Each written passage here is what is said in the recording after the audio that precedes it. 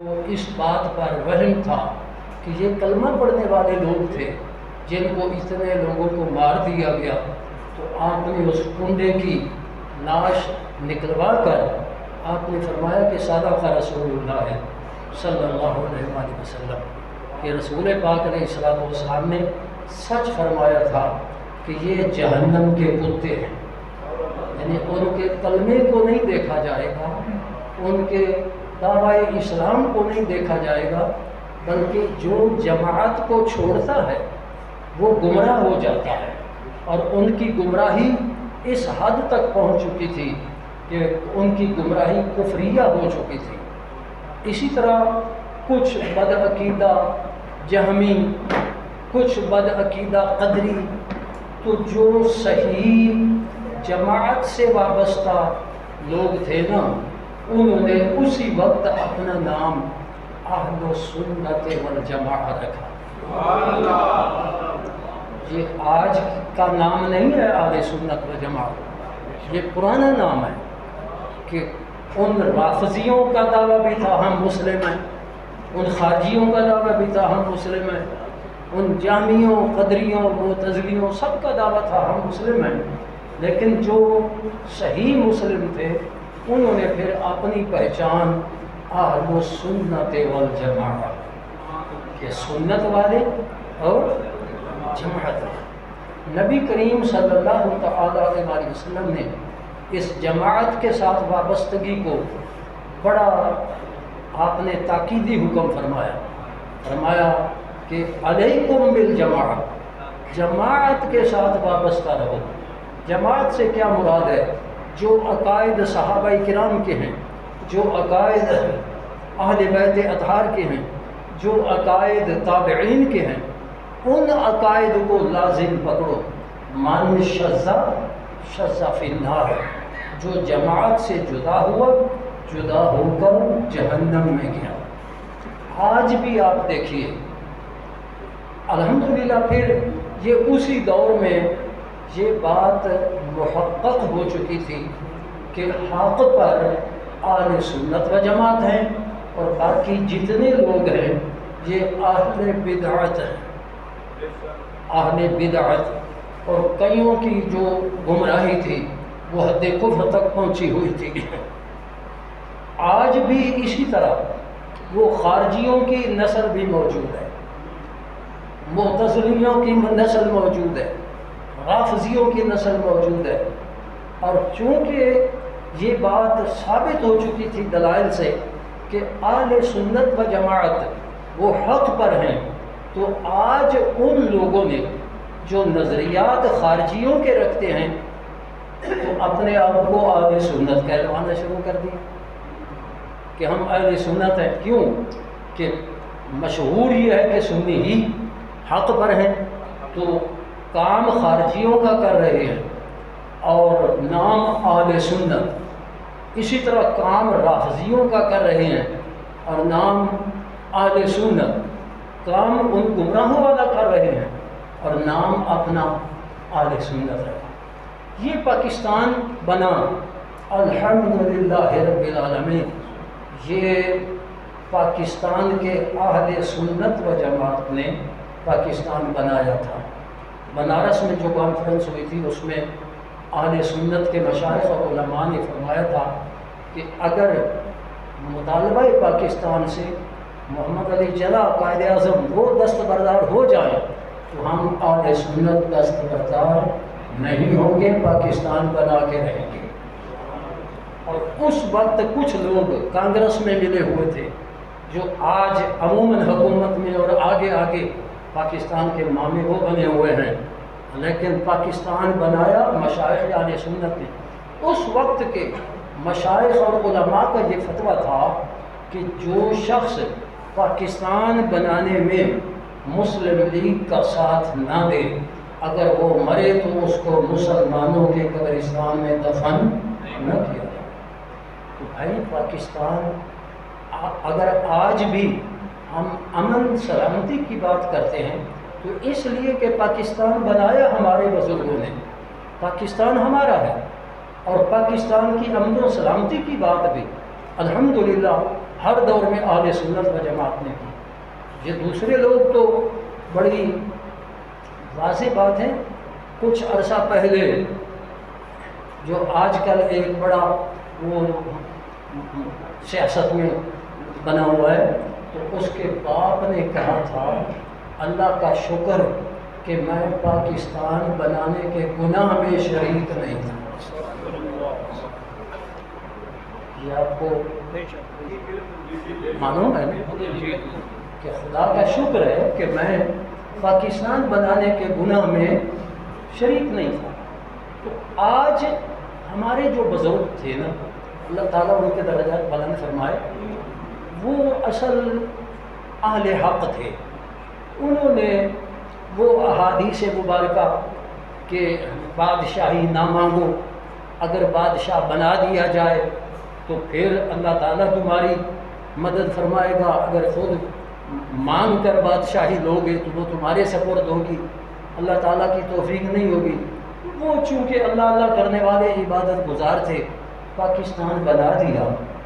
اور یاد رکھیے کہ المرء یقیس علی نفسہ، ان کا یہ قیاس بھی تھا کہ بھلا کوئی بادشاہ بن کر جو ملک کلمہ کے نام پر بنا ہے، پاکستان کا مطلب کیا لا الہ الا اللہ محمد رسول اللہ، تو ان کا یہ خیال تھا اور اپنی ذات پر وہ دوسروں کو بھی قیاس کر رہے تھے کہ اگر کوئی بادشاہ بنا بھی صحیح، کوئی حکمران آیا بھی صحیح، تو وہ دین کی خدمت کرے گا، وہ لا الہ الا اللہ محمد رسول اللہ کی خدمت کرے گا، وہ مسلمان ہوگا اور اسلام کی خدمت کرے گا. جبکہ ایسا ہوا نہ. ہر دور میں جو حکمران آئے، پہلے سے بعد میں آنے والا زیادہ بے دین ثابت ہوا اور اسلام کو زیادہ نقصان پہنچایا گیا.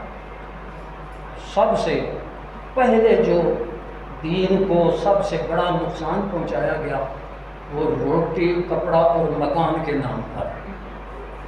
لیکن اس وقت الحمدللہ لوگ ابھی نیک مسلمان بھی موجود تھے. تو آپ جانتے ہیں کہ کچھ روٹی کپڑا اور مکان پہ لگنے والے لوگ انہوں نے ایک جماعت کو ووٹ دیے، لیکن حزب اختلاف میں دوسرے نمبر کی جماعت کون سی تھی؟ جمعیت علماء پاکستان. ایسی ہے. اس وقت وہ لوگ ایسے لوگ تھے جو صحیح مسلمان تھے ابھی تک، لیکن اس حکمران نے بھی اگرچہ مرزائیوں کو غیر مسلم اقلیت قرار دلوانا، یہ اس وقت کے جو علماء تھے اور خصوصاً علامہ نورانی اللہ تعالیٰ ان کے درجات بلند فرمائے، یہ ان کا ایک قوت استدلال اور ان کی للہیت تھی کہ اس حکمران کو مجبوراً یہ کام اچھا کرنا پڑا. لیکن اس کے بعد جتنے حکمران آئے، دین کو سب سے پہلے نقصان اس وقت شروع ہو گیا تھا، بے حیائی، فحاشی، عریانی. لیکن پھر آ کر پرویز مشرف نے اس کو ایسے بنا دیا. اس کے بعد پرویز مشرف کے بعد جو حکومت آئی، حلف اٹھاتے وقت ہم پاکستان کا مطلب کیا لا الہ الا اللہ محمد، ہم اسلام کی قانون کو مد نظر رکھیں گے. لیکن ہر شخص نے، ہر حکمران نے اسلام کے خلاف کام کیا. آج کے حکمران یہ بھی دین کو، اسلام کو سراسر نقصان پہنچانے والے ہیں. آج دیکھیے جتنے بے ادب گستاخ ہیں، چاہے کوئی رسول اللہ علیہ السلام کا بے ادب اور گستاخ ہے، کوئی صحابہ کرام کا گستاخ ہے، ان کو کھلی چھٹی ہے، کانفرنس کریں، جلسہ کریں، ان کے لیے حفاظتی پولیس مقرر کی جاتی ہے.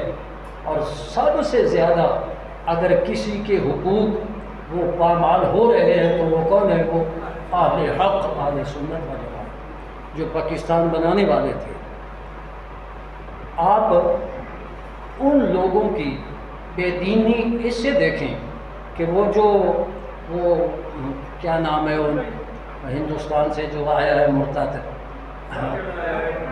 ذاکر، چلو وہ ذاکر میں نے اپنی آنکھوں سے دیکھا ہے، آپ نے بھی دیکھا ہوگا، ایک دیوبندی پاس وہابی بیٹھا ہے، وہ دیوبندی کہہ رہا ہے کہ ذاکر نائک تو نور من انوار اللہ ہے۔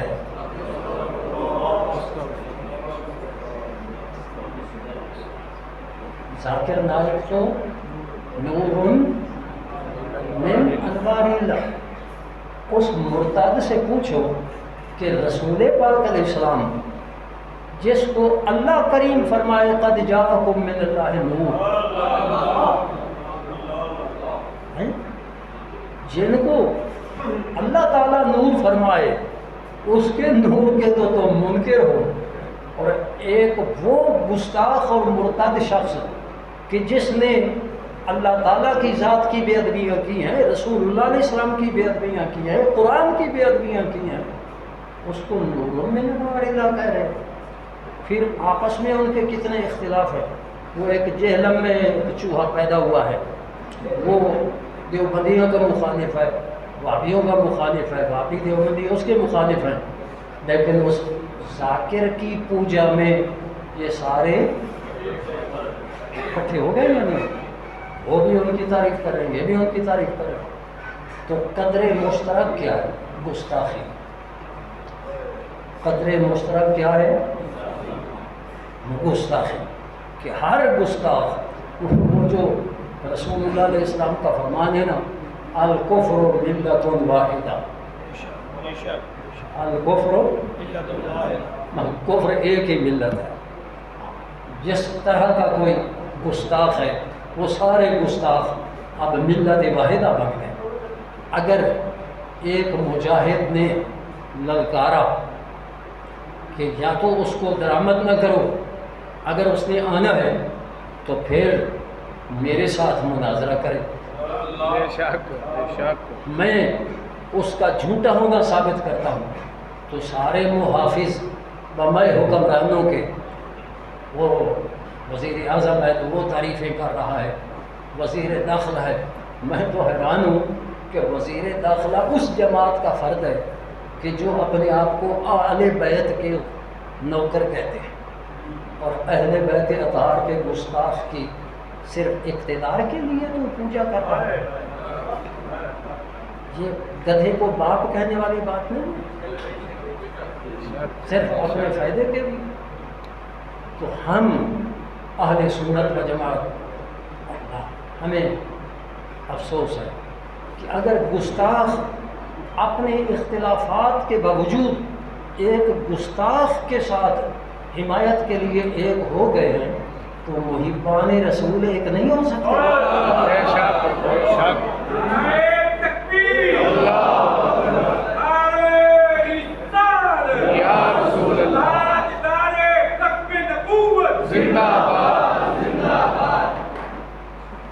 یا تو پھر یہ ہے کہ ہم محبان رسول نہیں ہیں، صرف زبانی دعوے ہیں محب رسول میں۔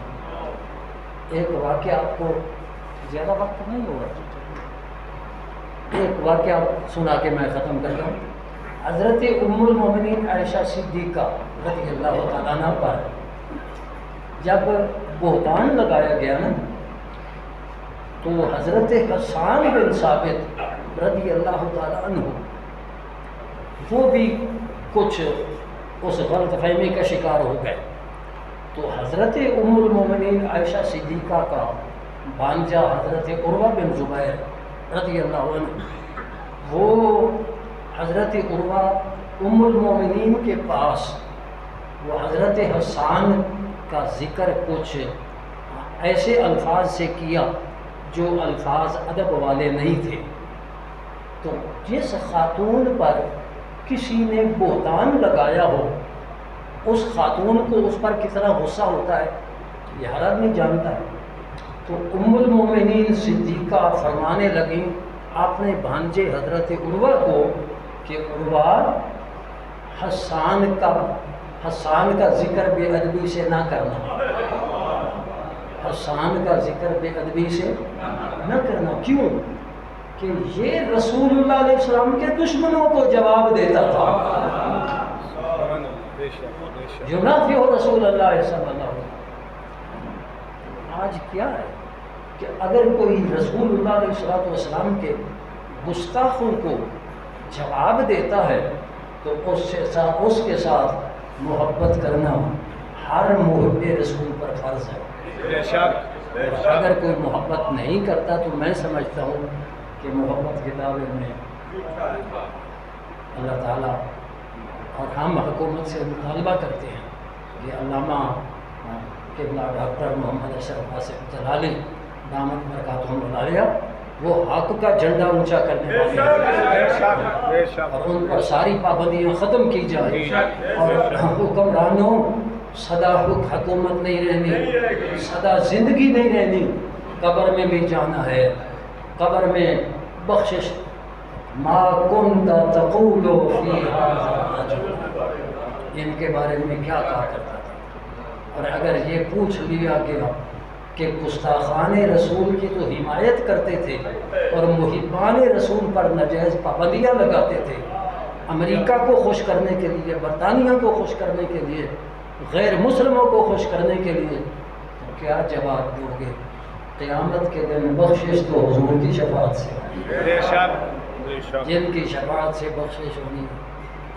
اگر انہیں کی عزت کی حفاظت نہیں کرو گے یا ان کی عزت کی حفاظت کرنے والوں کی مدد نہیں کرو گے اور گستاخوں کی مدد کرو گے تو کیسے بخشش ہوگی تمہاری؟ اللہ تعالیٰ تمہیں ہدایت نصیب فرمائے، اور اگر ہدایت ان کے نصیبوں میں نہیں تو اللہ تعالیٰ ہمیں ایسے حکمران عطا فرمائے جو رسول اللہ علیہ السلام کے وفادار غلام ہوں۔ وآخر دعوانا الحمدللہ۔